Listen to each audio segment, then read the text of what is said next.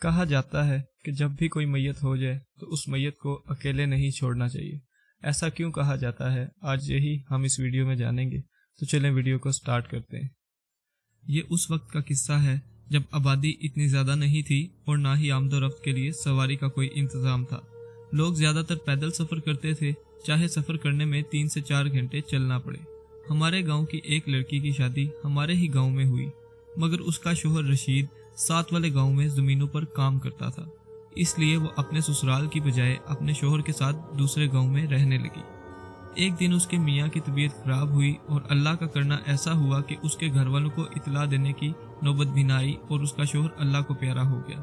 دوپہر کا وقت تھا، اس لیے لڑکی کو مجبوراً میاں کی لاش اکیلے چھوڑ کر خود ہی گاؤں اپنے مائکے اور سسرال کو بتانے جانا پڑا۔ وہ روتی ہوئی وہاں سے چل پڑی۔ گاؤں کا فاصلہ پیدل 3 گھنٹے کا تھا۔ اسی دوران ساتھ والے گاؤں سے اس کے شوہر کا ایک دوست غلام رسول اچانک اپنے دوست سے ملنے آ گیا۔ غلام رسول گھر کے دروازے پر پہنچ کر آواز دینے لگا تو رشید اندر سے بولا، آ جاؤ، اندر ہی آ جاؤ۔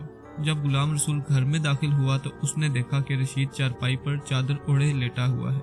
غلام رسول نے پوچھا، کیا بات ہے، خیریت ہے نا؟ رشید بولا، ہاں بس کچھ طبیعت ٹھیک نہیں۔ غلام رسول نے پوچھا، بھابھی کہاں ہے؟ مجھے تو بہت بھوک لگی ہے۔ رشید نے کہا، گاؤں گئی ہے، روٹی بنا کر گئی ہے، تم بیٹھو، میں تمہیں کھانا دے دیتا ہوں۔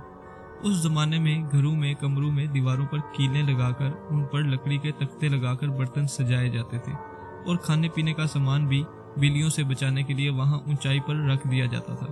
غلام رسول کے دیکھتے ہی دیکھتے رشید نے لیٹے لیٹے ہی ہاتھ لمبا کر کے اوپر سے پلیٹیں پکڑ کر اپنے دوست کے سامنے رکھی۔ جب غلام رسول نے یہ سب دیکھا تو اس کے رونگٹے کھڑے ہو گئے۔ وہ سمجھ گیا کہ کچھ نہ کچھ گڑبڑ ضرور ہے، فوراً نکل جانا چاہیے۔ اس نے رشید سے کہا، اچھا میں چلتا ہوں، مجھے ایک ضروری کام یاد آ گیا ہے۔ مگر رشید نے کہا، بیٹھ کر کھانا کھاؤ۔ جب غلام رسول نے دیکھا کہ اب میں مشکل میں پڑ گیا ہوں تو اس نے کہا، اچھا میں ضروریات سے فارغ ہو کر آتا ہوں۔ رشید نے کہا، ٹھیک ہے، تو اپنی پگڑی کا ایک سرا اپنے پاؤں سے باندھ اور دوسرا میرے ہاتھ میں پکڑا، پھر ضروریات سے فارغ ہونے جا۔ مجبوراً غلام رسول کو ایسا ہی کرنا پڑا۔ جیسے ہی وہ کمرے سے باہر آیا، اس نے پگڑی کا سرا اپنے پاؤں سے کھولا اور باہر کی طرف دوڑ لگا دی۔ کافی دیر تک وہ بھاگتا رہا۔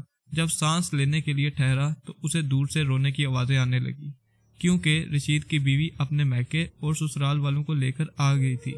جیسے ہی غلام رسول نے دیکھا تو فوراً ان لوگوں کی طرف دوڑ لگائی اور ان کو سارا قصہ سنایا اور ان کے ساتھ جانے سے انکار کر دیا، لیکن ان سب کے حوصلہ دینے پر ان کے ساتھ چل پڑا۔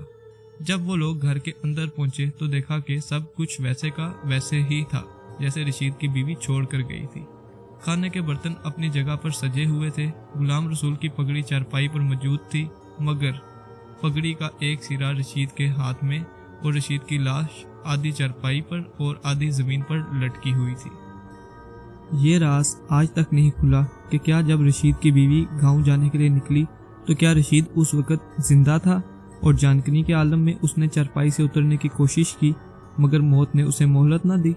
اگر اس بات کو مان لیا جائے تو پھر سوال یہ ہے کہ غلام رسول کی پگڑی کا وہ سرا رشید کے ہاتھ میں کیسے آیا؟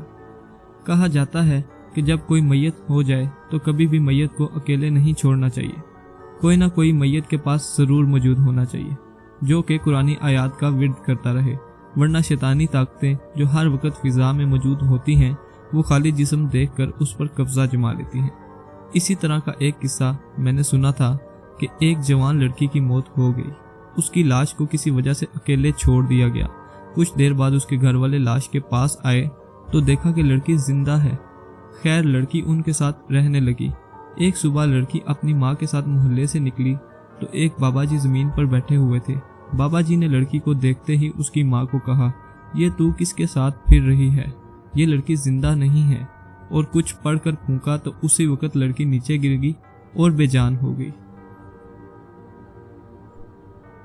تو گائز اگر یہ ویڈیو آپ کو پسند آئی ہے تو اس ویڈیو کو ضرور لائک کر دیں اور ایسی ہی انٹرسٹنگ ویڈیوز دیکھنے کے لیے چینل کو بھی سبسکرائب کر لیں اور بیل کے آئیکن پر بھی کلک کر دیں تاکہ ہر آنے والی نیو ویڈیو کا نوٹیفیکیشن آپ کو ٹائم پر ملتا رہے۔ جزاک اللہ، اللہ حافظ۔